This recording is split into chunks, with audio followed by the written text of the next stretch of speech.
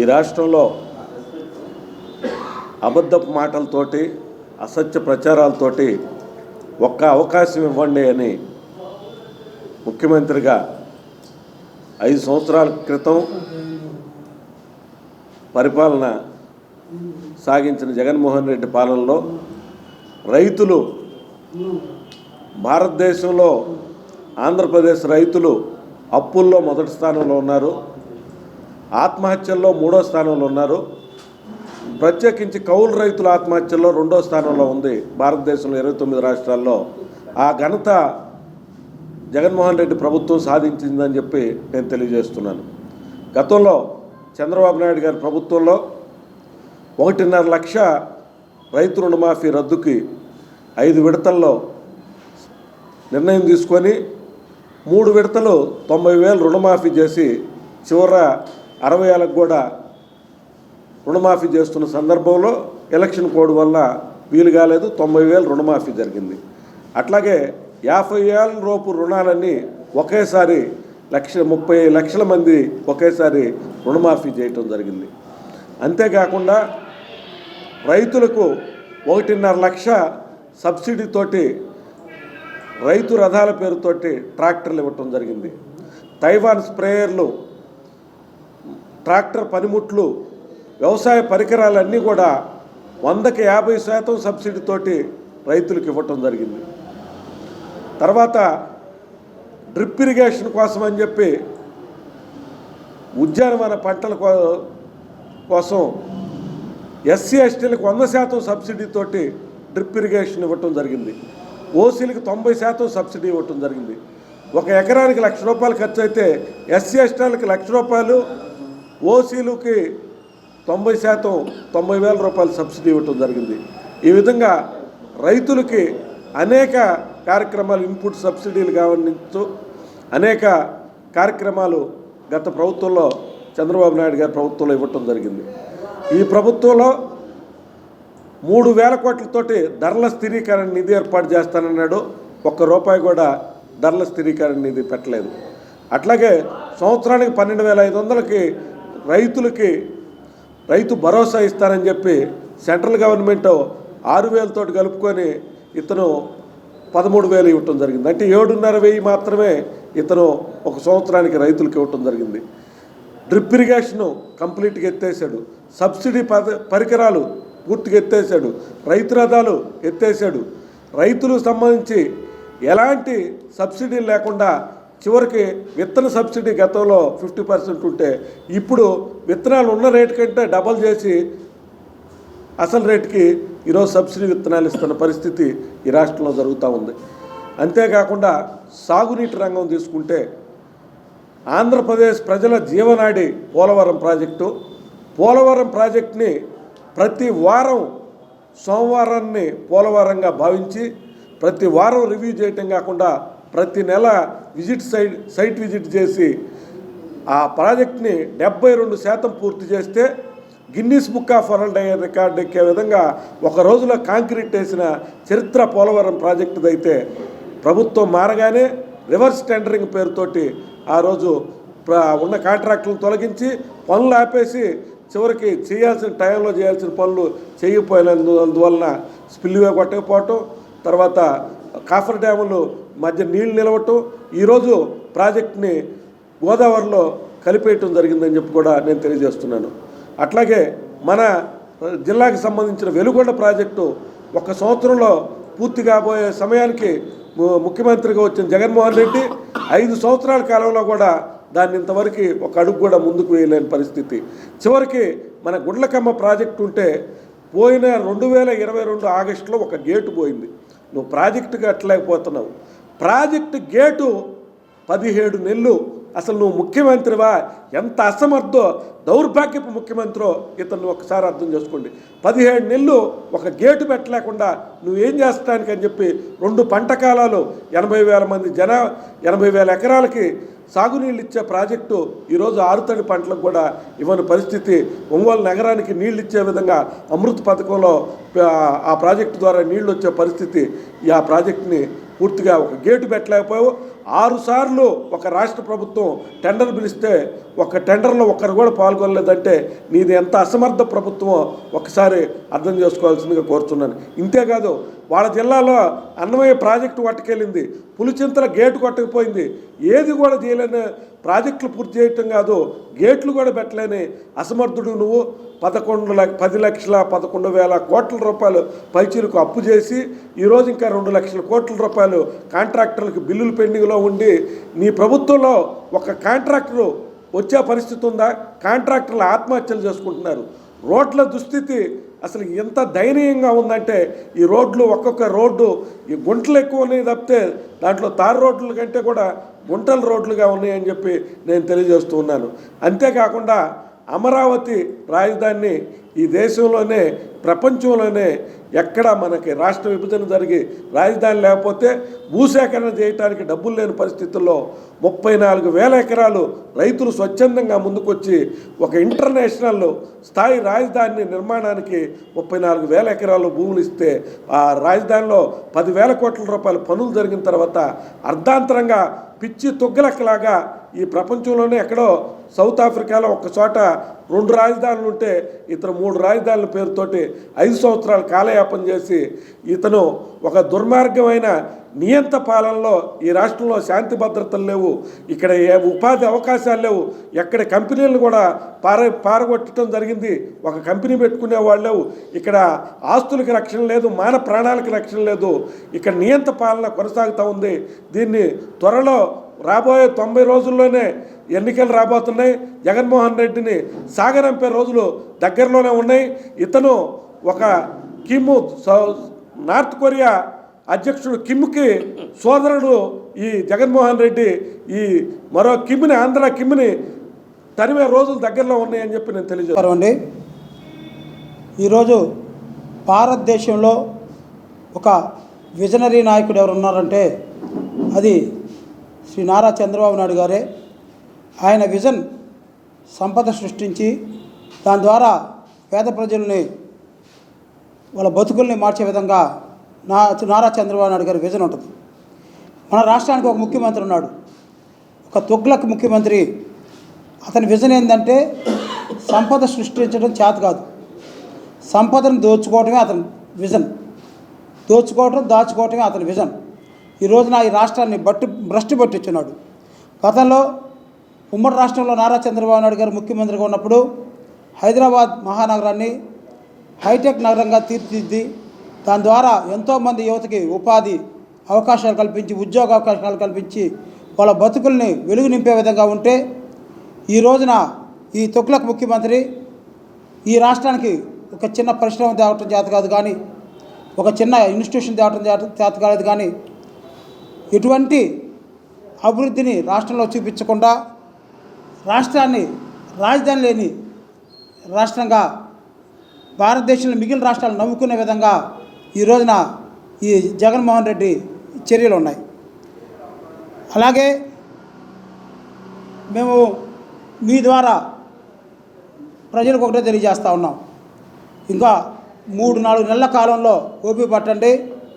Telugu Desam party Janasena ఉమ్మడి ప్రభుత్వం వస్తుంది. మళ్ళీ మన రాజధానిని అమరావతి రాజధానిగా ప్రజా రాజధానిగా చేసుకొని ప్రజలకి మంచి సుపరిపాలన అందించే విధంగా వెళ్తా ఉందని చెప్తున్నారు. మామూలుగా ఈ రాష్ట్రంలో ఒక వింతపోక నడుస్తూ ఉంది. జగన్మోహన్ రెడ్డి తన సొంత పార్టీ వారిని నమ్మడు, జగన్ని ప్రజలు నమ్మరు.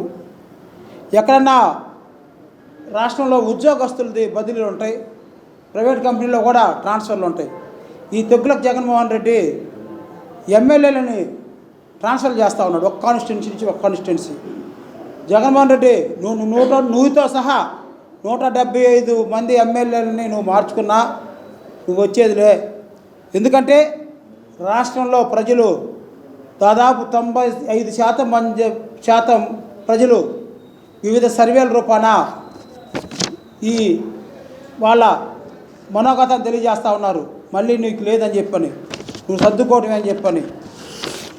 ఇకపోతే ఈ రాష్ట్రంలో మనం చూస్తూ ఉన్నాం, గడిచిన ఒక నెల రోజుల నుంచి రోడ్ల మీద అంగన్వాడీ కార్యకర్తలు ఆ రోజున నీ కళ్ళబోలి మాటలు నమ్మి 2014 ముందు 4,500 జీతం ఉండే పరిస్థితిని నారా చంద్రబాబు నాయుడు గారు ఒక కమిటీ వేసి 2 దఫాలుగా వాళ్ళకి 10,500 రూపాయలు జీతం చేస్తే వాళ్ళు నీ మాటలు నమ్మారు. నీ అబద్ధాల మాటలన్నీ నమ్మేసి నీకు ఓటేసి అంగన్వాడీ కార్యకర్తలు మీ వైఎస్ఆర్సీపీ కార్యకర్తలకు పనిచేసి నేను గెలిపిస్తే 1,000 రూపాయలు పెంచావు 5 ఏళ్ల కాలంలో వాళ్ళ జీతం. ఈరోజు వాళ్ళ పరిస్థితి ఏంది? రోడ్ల మీద ఉన్నారు, అక్కడే పడుకుంటున్నారు, వాళ్ళని పోలీసులతో కొట్టిస్తున్నావు. దానికి పోను మళ్ళీ వాళ్ళ ఉద్యోగాల మీద ఎస్మా చట్టం ఒకటి ప్రయోగించి వాళ్ళని బెదిరిస్తూ ఉన్నావు. ఇంకో పక్క sanitation workers, municipality sanitation workers రాష్ట్రం మొత్తం ఈ రోజున పూర్తిగా అపరిశుభ్రంగా ఉంది. ఎక్కడా శానిటేషన్ జరగట్లా, ప్రజలు రోగాలతో అల్లాడుతూ ఉన్నారు. అయినా కానీ వాళ్ళ సమస్యలు పరిష్కరించాలని చెప్పని మినిమం నీకు జ్ఞానం కూడా లేకుండా ఈ రోజున ఈ జగన్మోహన్ రెడ్డి ఇవన్నీ అనవసరం. రోమ్ చక్రవర్తిలాగా రోమ్ నగరం తగలబడుతుంటే వీడియోలు వాయించుకున్నట్టు ఈ రోజున రాష్ట్రం అతలాకుతలమై అన్ని విధాలు అన్ని సంఘాలు రోడ్లకి గొడవలు చేస్తున్నా కానీ నీకు ఏం పట్టవు, ముద్రపోతూ ఉన్నావు. అయితే ఈ రోజున ఆంధ్రప్రదేశ్లో ఎక్కడికి వెళ్ళినా ఒకటే నినాదం వినపడుతుంది. నువ్వు మొన్న ప్రభుత్వ సొమ్ముతోటి ప్రజల సొమ్ముతోటి డబ్బులు ఖర్చు పెట్టి ఏపీ నీడ్స్ జగన్ అని చెప్పిన ఒక కార్యక్రమం చేసుకున్నావు, ప్రజాధనాన్ని వృధా చేసుకుంటా. ఈ రోజున ఏపీ హేట్స్ జగన్ అనేది ప్రజల్లో నినాదం. గుర్తుపెట్టుకో జగన్మోహన్ రెడ్డి, ఇక నీకు 3 నెలలే. ఈ 3 నెలల తర్వాత నిన్ను పిచ్చి కుక్కను కొట్టినట్టు కొట్టి ప్రజలు నువ్వు చేసిన దుర్మార్గానికి రేపు బుద్ధి చెప్తారని మీ ద్వారా తెలియజేస్తాను. ముందుగా ప్రింట్ మరియు ఎలక్ట్రానిక్ మీడియా మిత్రులకి నా నమస్కారాలు తెలియజేస్తూ ఉన్నాను. 2019 సాధారణ ఎన్నికల్లో దళితులకి నేను మేనమామనని చెప్పి, దళితులు మా మేనమామలని చెప్పి అడ్డదారిలో వాళ్ళని మాటలతోటి మైమరిచి అధికారం చేజిక్కించుకున్నటువంటి ఈ జగన్మోహన్ రెడ్డి మత్తు డాక్టర్ సుధాకర్ హత్య మొదలుకొని, అది ప్రభుత్వ హత్య, మత్తు డాక్టర్ సుధాకర్ హత్య మొదలుకొని రీసెంట్గా పల్నాడు జిల్లాలో మల్లికార్జున అనే సోదరుణ్ణి అగ్నికి ఆహుతి చేసినటువంటి సంఘటనల వరకు కూడా ఈ 4.5 సంవత్సరం కాలంగా దళితుల్ని టార్గెట్ చేసి భయంకరమైనటువంటి అమానుషమైనటువంటి దాడులు చేసి వాళ్ళని పాశవికంగా చంపినటువంటి చరిత్ర ఈ జగన్మోహన్ రెడ్డి ముఖ్యమంత్రిగా పరిపాలన చేస్తూ మూటగట్టుకున్నటువంటి పరిస్థితులు దళితులందరూ కూడా ఈరోజు రాష్ట్రంలో గమనిస్తూ ఉన్నారు. కేవలం దళితులనే టార్గెట్ చేసి జగన్మోహన్ రెడ్డి పరిపాలన కొనసాగుతూ ఉందని యావత్ రాష్ట్రంలోని దళితులందరూ కూడా మరి గమనిస్తూ ఉన్నారని ఈ సైకో ముఖ్యమంత్రికి మేము తెలియజేస్తూ ఉన్నాం. తెలుగుదేశం పార్టీ తరఫున సుబ్రహ్మణ్యం అనే వ్యక్తిని హత్య చేసి డోర్ డెలివరీ చేసినటువంటి ఎమ్మెల్సీ అనంత భాస్కర్ని పార్టీ నుంచి ఇంతవరకు సస్పెండ్ చేసిన దాఖలాలు లేవు.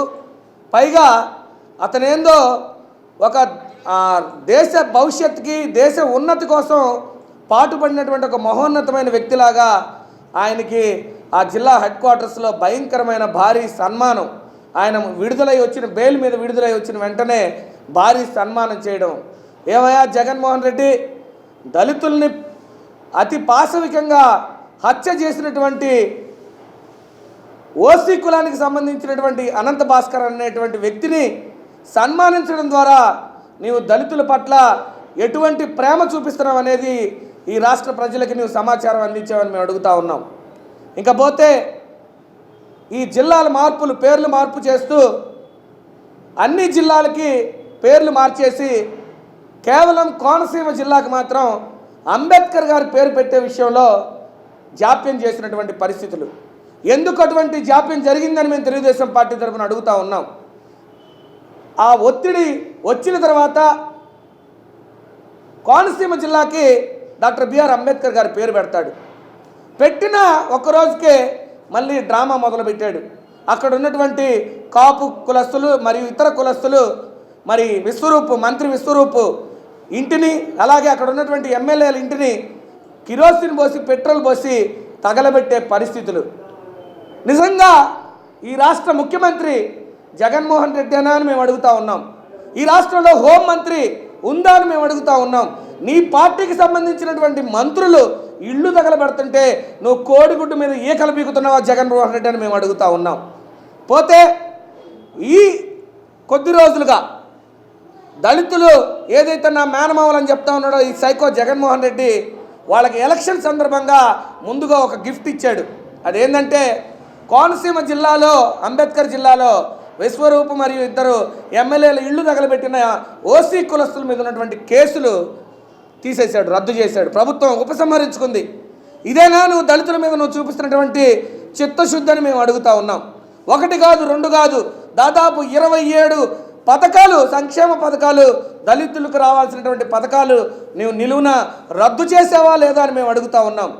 ఎంఆర్పిఎస్ నాయకులు గుంటూరులో నీ పర్యటనలో ఉన్నప్పుడు, అన్నా మాకొక్క ఎస్సీ కార్పొరేషన్ లోన్ కూడా మేము పొందుకోవట్లేదంటే అతని చెయ్యి గట్టిగా పిసికేసి, తమ్ముడు అమ్మ ఒడి ఇస్తున్నాం, 15 నవరత్నాలు ఇస్తున్నాం, వాటితో సర్ది పెట్టుకోండి అని ఉమ్మూసినట్టు చెప్పినటువంటి పరిస్థితులు యావత్ రాష్ట్ర దళితులందరూ కూడా గమనిస్తూ ఉన్నారని నేను మీకు తెలియజేస్తూ ఉన్నాను.